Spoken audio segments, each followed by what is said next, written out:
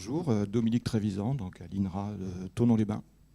Et donc Bertrand Joly, moi je travaille au Parc naturel régional du Vercors, un des trois terrains d'études du travail qu'on a présenté. Donc je commence à prendre la parole. Voilà, le projet Tip Top s'intéresse, comme vous voyez dans le titre, au transfert diffus agricole essentiellement et ses relations avec les infrastructures paysagères. Tout ça sous une entrée de modélisation participative. Je pense qu'on aura largement l'occasion de le présenter, d'en parler. Et derrière, avec cette idée un peu générale d'optimisation agroécologique. Voilà, donc un tout petit point là, quand on a regardé un petit peu sur la notion de service écosystémique en lien avec l'agriculture et le paysage, on a retenu, disons, trois grandes entrées qui sont la fourniture de ressources et la régulation des intrants, avec des approches biologiques comme le contrôle des bioagresseurs, l'aspect biodiversité, habitat, etc.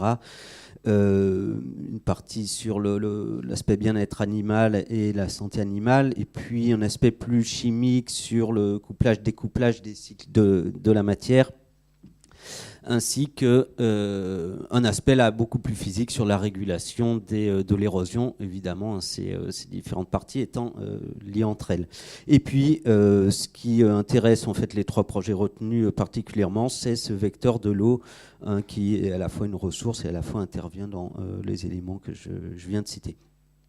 Une deuxième entrée un petit peu générale comme ça sur de nouveau les services écosystémiques, c'est des services de production contribuant aux revenus agricoles, donc avec des productions à la fois végétales et animales, et puis des services hors revenus agricoles, avec tout ce qui tourne autour de l'épuration de l'eau et la préservation des ressources, et puis des éléments peut-être qui intéressent un peu moins les territoires qu'on va travailler sur l'aspect incendie et on va dire un petit peu la forme du paysage.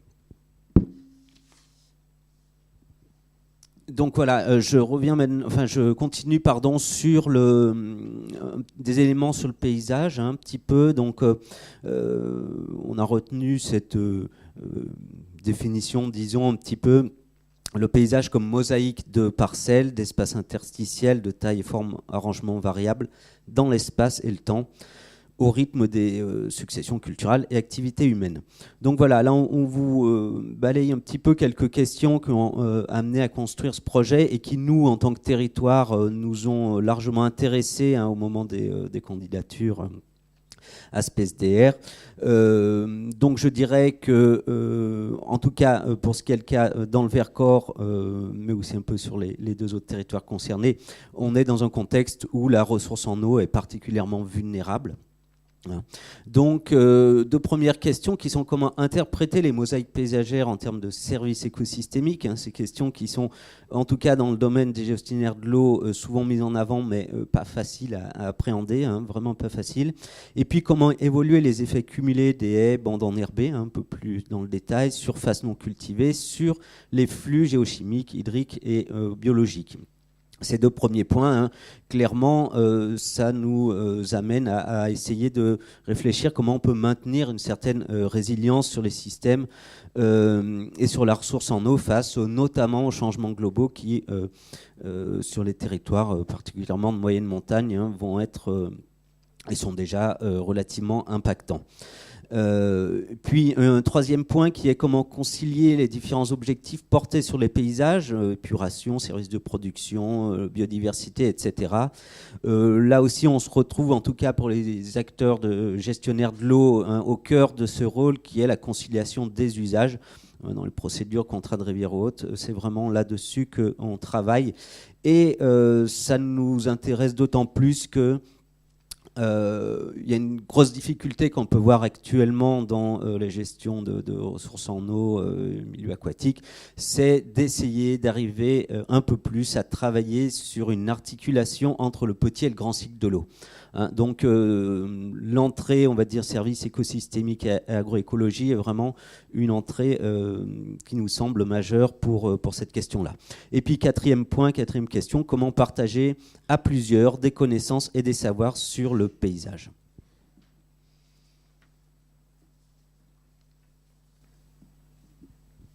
Alors, comme donc l'a présenté Bertrand, on voit que le paysage porte plusieurs fonctions écosystémiques et est à même de soulever plusieurs questions en termes d'outils, de problématiques. Et donc nous cherchons à comprendre déjà, dans un premier temps, dans le cadre du projet TipTop, comment se fabrique le paysage. On va déjà essayer de répondre à cette première question et d'essayer de voir en quoi, puisque le paysage résulte de transformations intentionnelles ou non intentionnelles en relation avec les activités, les objectifs de production, avec un ensemble d'outils, de contraintes, d'objectifs qui sont portés sur l'aménagement territorial, sur le foncier. Et puis tout ceci en relation aussi avec les contraintes biophysiques, des climats, des pentes. Donc on va déjà chercher à comprendre qu'est-ce qui fabrique le paysage compte tenu de l'ensemble de ces déterminants. Deuxième question qu'on va se poser, c'est d'essayer de voir, en fonction des paysages qui sont construits, comment se passe, qu'est-ce qui caractérise en fait ce paysage en termes d'hétérogénéité de forme, quelles sont les mosaïques qui sont présentes, mosaïques de parcelles, mosaïques de surfaces productives, de surfaces non productives, et de voir en quoi cette hétérogénéité de forme se traduit aussi par une hétérogénéité de flux, et hétérogénéité de flux d'eau, de population, de population animale, de pratiques, hétérogénéité qui est donc contrôlée par la connectivité entre les différents éléments du paysage. Et donc, revenir à optimiser les fonctions écosystémiques du paysage, l'hypothèse qu'on se fait, c'est donc revient à deux questions principales. Comme je l'ai dit, donc d'abord essayer de comprendre d'où proviennent ces hétérogénéités, et puis ensuite essayer de voir comment on peut les agencer entre elles, comment optimiser l'agencement de ces hétérogénéités.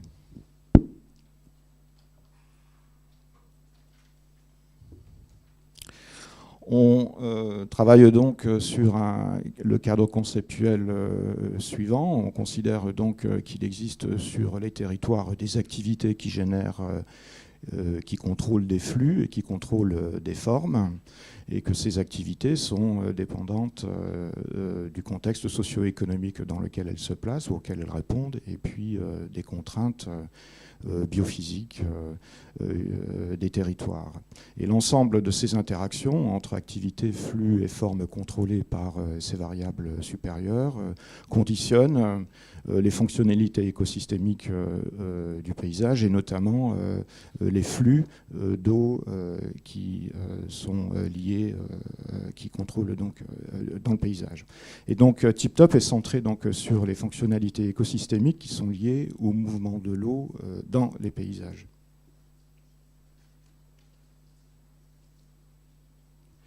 L'objectif de notre partenariat, il est donc d'une part d'appréhender la complexité des interactions entre les processus techniques, écologiques et socio-économiques pour proposer des outils et des dispositifs pour l'action.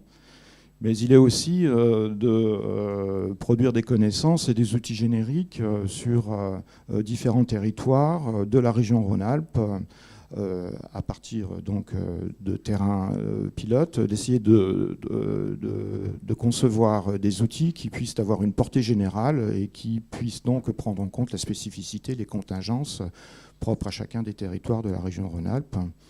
Donc on a vraiment cette volonté d'essayer donc de travailler des outils qui puissent avoir une portée générale au niveau régional, Et puis, c'est aussi d'associer dans ce champ de questionnement qui couvre les fonctionnalités écosystémiques, d'essayer d'associer l'ensemble des acteurs qui portent sur, qui ont des points de vue et qui jouent sur les paysages, de les associer donc dans le cadre d'une modélisation où ils puissent participer, donc dans le cadre d'une modélisation participative.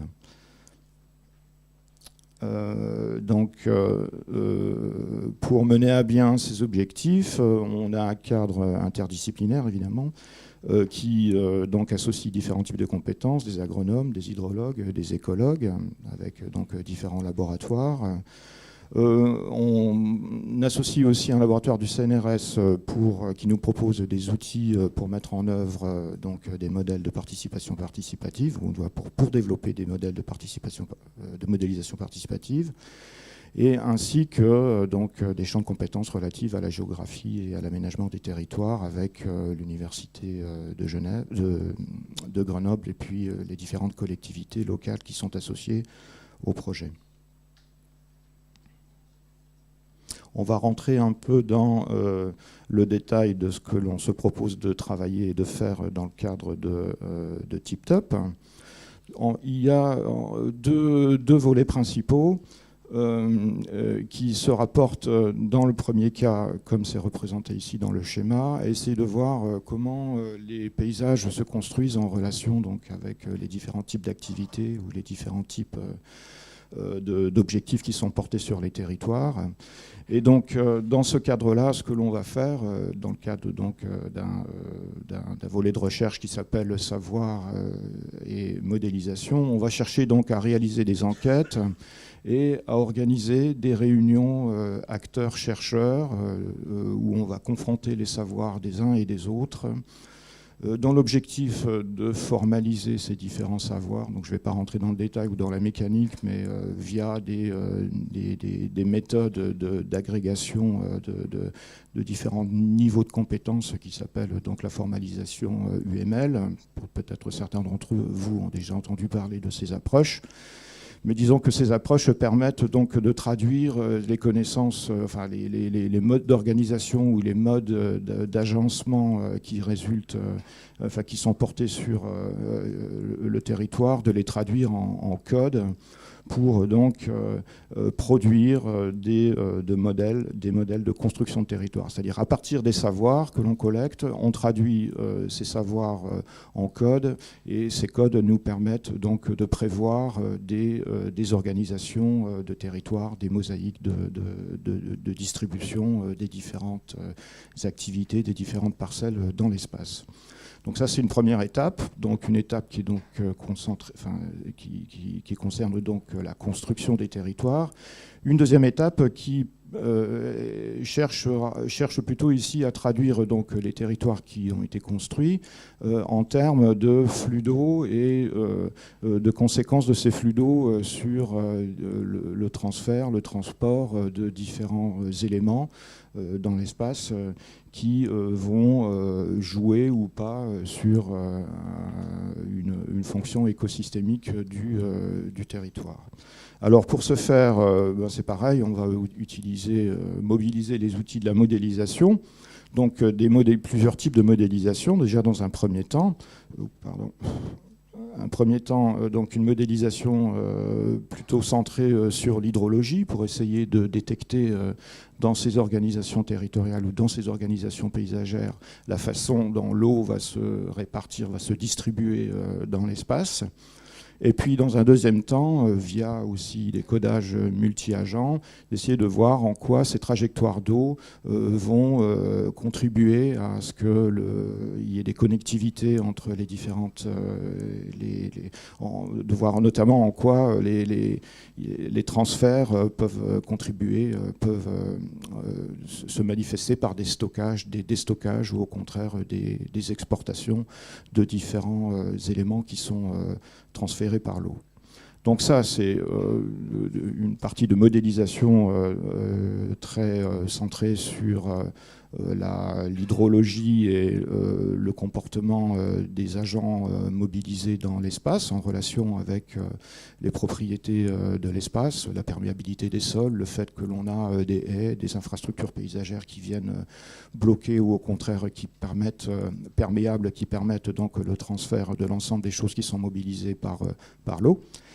Et donc dans une deuxième phase, pour pouvoir donc extrapoler et en tous les cas avoir une portée générale à l'ensemble de ces modèles, donc une deuxième phase qui concernera donc des simulations qui seront effectuées sur un ensemble de territoires représentatifs de la région Rhône-Alpes pour pouvoir donc comprendre et documenter par l'intermédiaire de bibliothèques donc les modalités de transfert de l'eau et les modalités de transfert des différents éléments qui sont associés avec ces mouvements d'eau.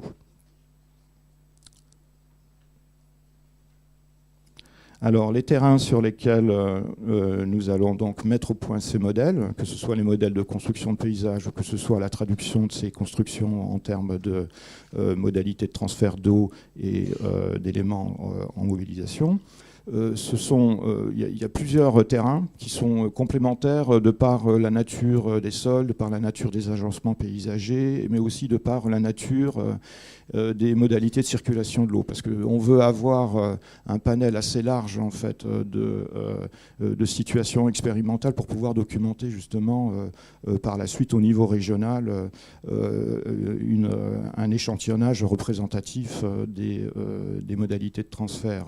Alors, premier type de terrain, c'est sur le territoire d'Aiguebelette, donc c'est en Savoie. Donc c'est une communauté de communes qui est associée au projet. Le territoire d'Aiguebelette est caractérisé par des transferts de subsurface et profonds. Alors subsurface, c'est à l'intérieur des sols, mais c'est plutôt des écoulements latéraux, en fait, qui caractérisent les écoulements dans ces paysages. Ce qui nous interpelle particulièrement dans ce territoire, c'est en quoi le paysage contrôle les flux biogéochimiques, les flux de carbone, de phosphore et d'azote, et comment donc l'organisation de ces paysages peut nous permettre d'optimiser ces flux biogéochimiques, en quoi ces flux biogéochimiques peuvent être, en quoi et comment et où ces flux peuvent être couplés ou recouplés, et en quoi ils peuvent donc être à l'origine de réseaux trophiques qui peuvent être intéressants par rapport aux objectifs écosystémiques et par rapport à l'optimisation et à la transition agroécologique des territoires.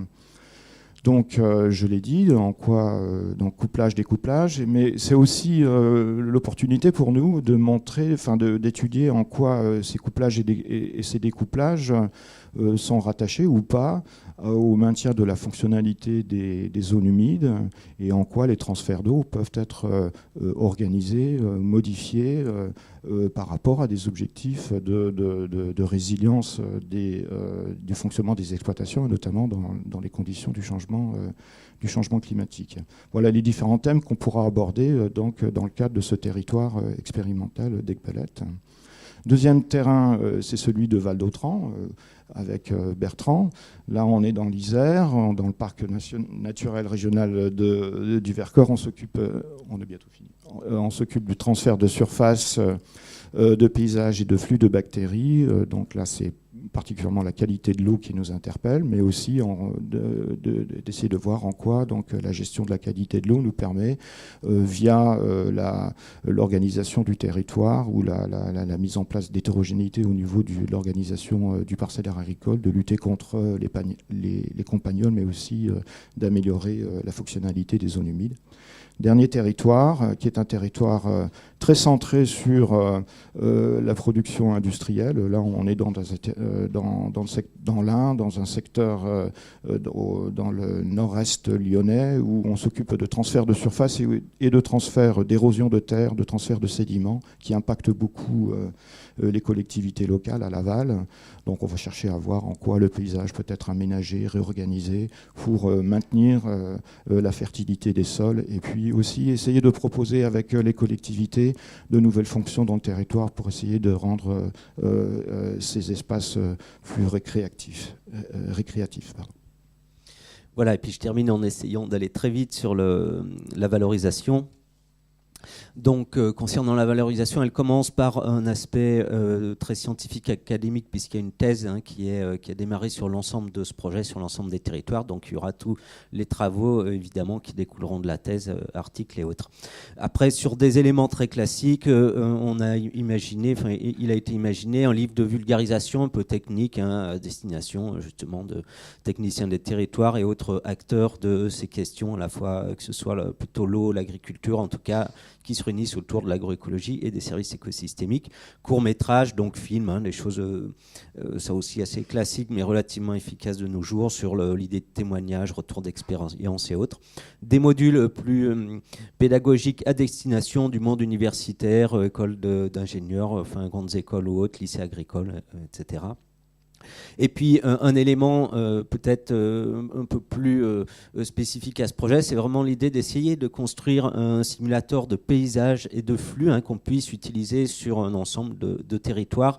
Avec, on peut retenir deux parties ou deux approches. Une sur des qu'on a qualifié d'animer des séances de groupe d'acteurs et de réflexion prospective. Donc là, on est vraiment sur de la stratégie à l'échelle de territoire, sur de la transition écologique, avec cet intérêt majeur de l'approche qui est développée sur le multi-agence, c'est de pouvoir intégrer des éléments sociaux, d'intention, de croyance, de niveau d'adhésion des acteurs ou des groupes d'acteurs dans les démarches. Et ça fera partie de paramètres qui tournent dans la modélisation. Et donc là, on est vraiment, pour revenir à ce que je disais au début, sur ce lien petit-grand cycle de l'eau. Et puis une deuxième approche beaucoup plus technique, plus locale, à l'échelle du bassin versant, du sous-bassin versant.